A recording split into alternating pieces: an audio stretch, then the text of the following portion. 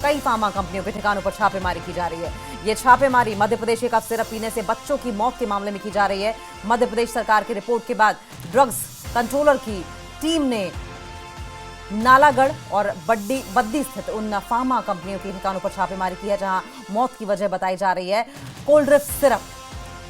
सरकार ने फार्मा कंपनियों के 5 यूनिट्स का लाइसेंस सस्पेंड कर दिया है। साथ ही नालागढ़ और बद्दी की फार्मा कंपनियां जो अलग भी हैं उन पर कफ सिरप के प्रोडक्शन पर सप्लाई पर तत्काल रोक लगा दी गई है। आपको बता दें कि मध्य प्रदेश के छिंदवाड़ा में 14 और राजस्थान में कफ सिरप पीने से 4 बच्चों की जान चली गई।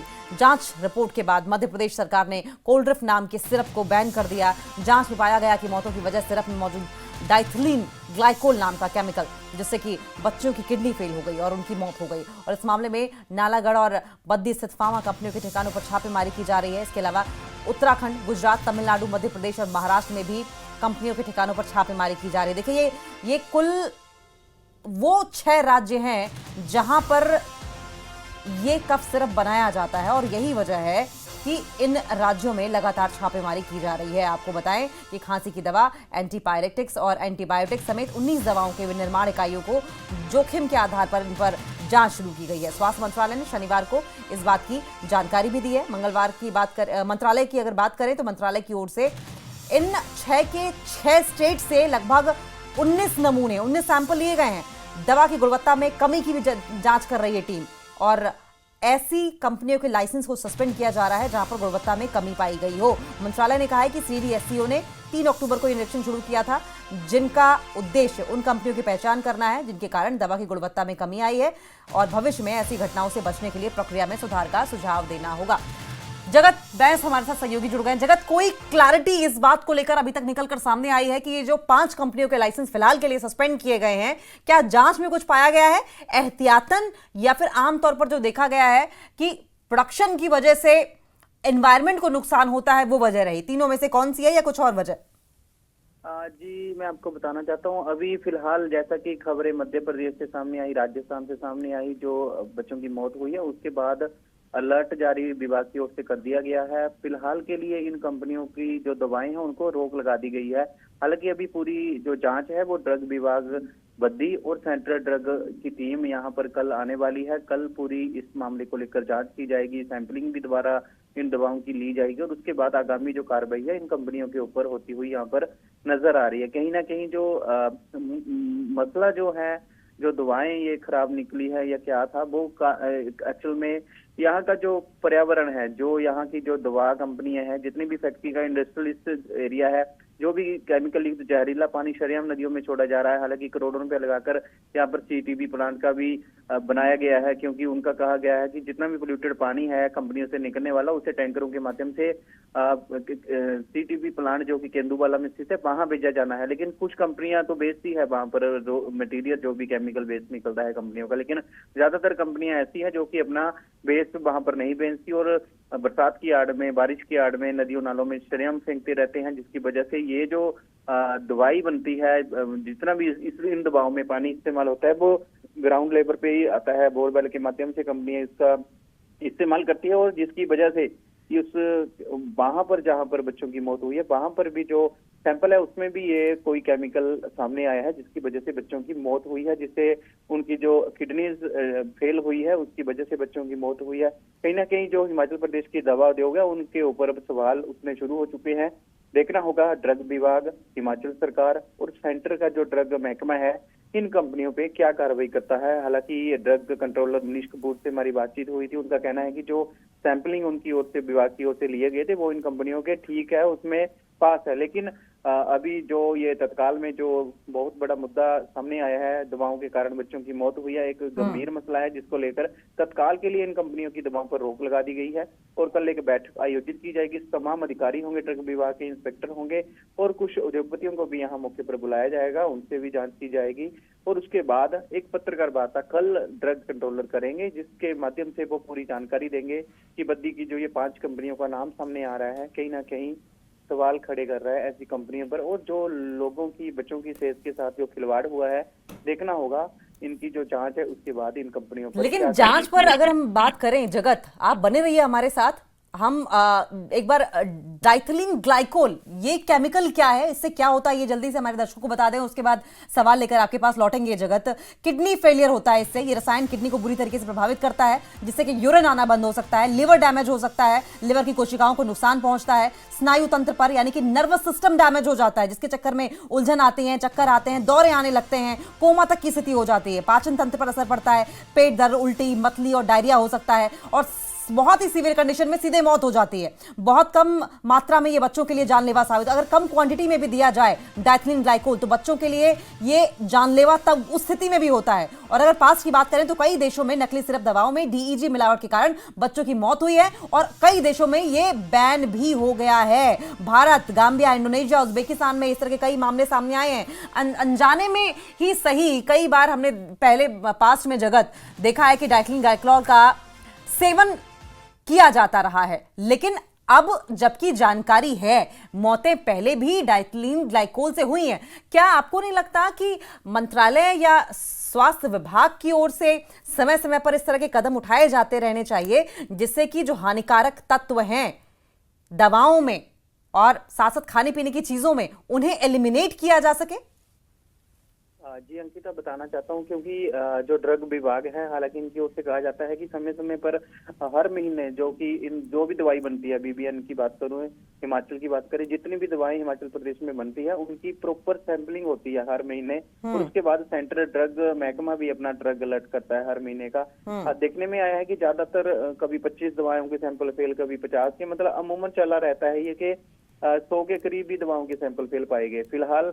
हालांकि हिमाचल सरकार के जो स्वास्थ्य मंत्री है धनीराम शांडिल जी की ओर से भी बयान मीडिया में सामने आए कि जिन कंपनियों के बार बार सैंपल फेल हो रहे हैं उनके लाइसेंस रद्द कर दिए जाएंगे। हालांकि इक्का दुक्का कंपनियों पे कार्रवाई हुई, कुछ समय के लिए इनकी बिजली काट दी जाती है और उसके बाद तमाम फिर सिस्टम है वो वैसे ही चलता रहता है।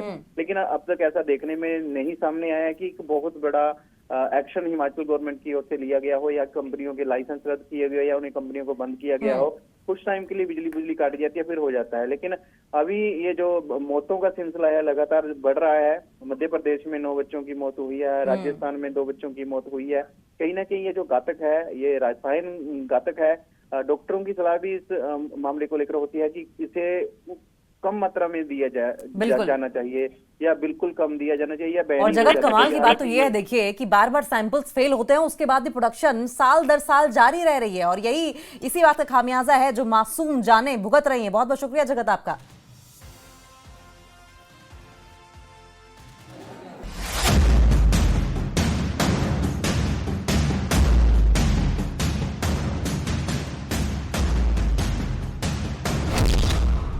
सिरप कांड पर एक्शन में ड्रग कंट्रोल विभाग। मासूमों की मौत के बाद प्रशासनिक कार्रवाई। जबलपुर में कटारिया फार्मा पर छापेमारी।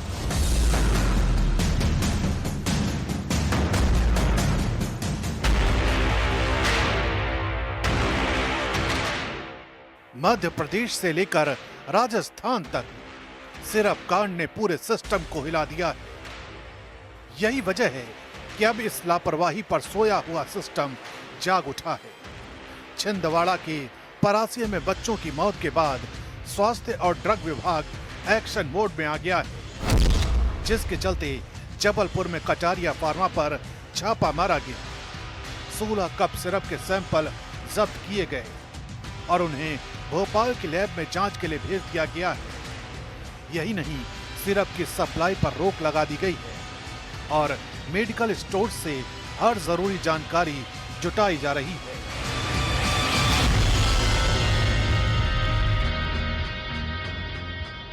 कप सिरप लेने की वजह से किडनी फेल्यूर के जो मामले हैं वो केसेस लगातार आ रहे हैं। नागपुर शहर के अलग अलग अस्पतालों में लगभग 30 से 35 ऐसे केसेस होंगे जो मध्य प्रदेश के छिंदवाड़ा के परासिया से कप सिरप लेने के बाद जिन बच्चों की तबीयत बिगड़ी है वो रेफर किए गए हैं और इन बच्चों का इलाज इन अस्पतालों में जारी है। इसी अस्पताल में लगभग 4 बच्चों की मौत हुई है और कई अन्य अस्पतालों में भी बच्चों की मौतों के मामले सामने आए हैं। बच्चों की मौत ने स्वास्थ्य प्रणाली और मेडिकल नियमों की सख्ती पर सवाल खड़े कर दिए। सवाल ये आखिर सरकारी निगरानी कहाँ थी? कैसे संभव हुआ कि बच्चों को किडनी फेल्योर तक पहुंचने वाली दवा दी जाए? अस्पतालों और विभागों में निगरानी और स्टैंडर्ड प्रोटोकॉल क्यों नाकाम रहे? क्या सिर्फ मौत के बाद ही जिम्मेदारी तय होगी? ये मामला पूरे सिस्टम की कमजोरी और लापरवाही को उजागर करता है और बताता है कि मासूमों की सुरक्षा कितनी कमजोर है।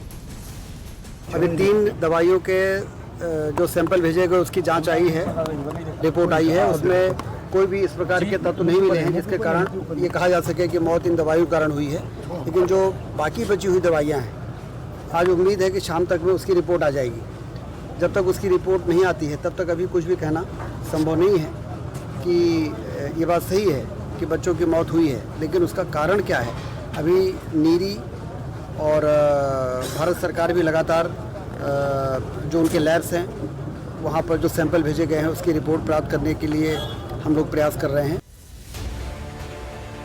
इस त्रासदी में 28 साल का वेदांश पवार सबसे दर्दनाक उदाहरण है।